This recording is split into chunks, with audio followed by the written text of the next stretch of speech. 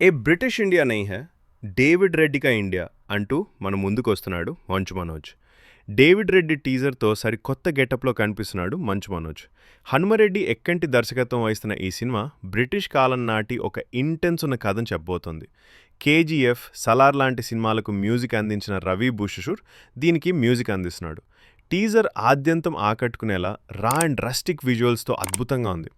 టీజర్లో డేవిడ్ రెడ్డి అటు బ్రిటిష్ వారికి ఇటు ఇండియాకి కూడా వ్యతిరేకంగా ఉన్నట్టు తెలుస్తుంది.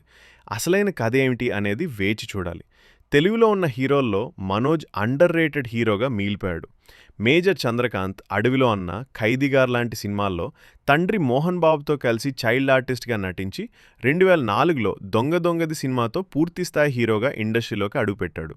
అజయ్ శర్మ దర్శకత్వంలో నేను మీకు తెలుసా లాంటి సైకలాజికల్ థ్రిల్లర్, చంద్రశేఖర్ ఏలేటి దర్శకత్వంలో ప్రయాణం లాంటి ఎక్స్పెరిమెంటల్ మూవీ, క్రిష్ దర్శకత్వంలో వేదం సినిమా, బాలకృష్ణతో కలిసి ఊ కొడతారా ఉలికి పడతారా లాంటి సినిమాలతో తెలుగు ప్రేక్షకులకు బాగా దగ్గరయ్యాడు. తండ్రి మోహన్ బాబు నటన, వాచకం మనోజ్లో బాగా కనిపిస్తూ ఉంటాయి.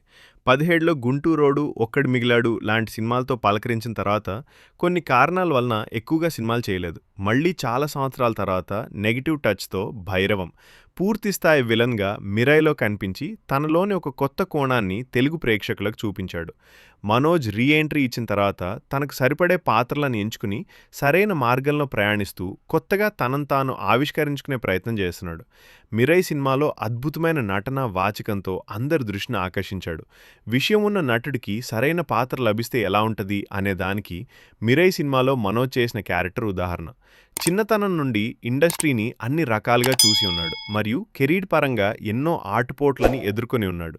కాబట్టి సెకండ్ ఇన్నింగ్స్లో ఆ అనుభవాలను పాఠాలుగా చేసుకుని మునుముందు అద్భుతమైన నటన, వాచకంతో తెలుగు ప్రేక్షకులను ఆకట్టుకొని తండ్రికి సరియైన వారసుడిగా కీర్తి ప్రతిష్టలు తెస్తాడని ఆశిద్దాం.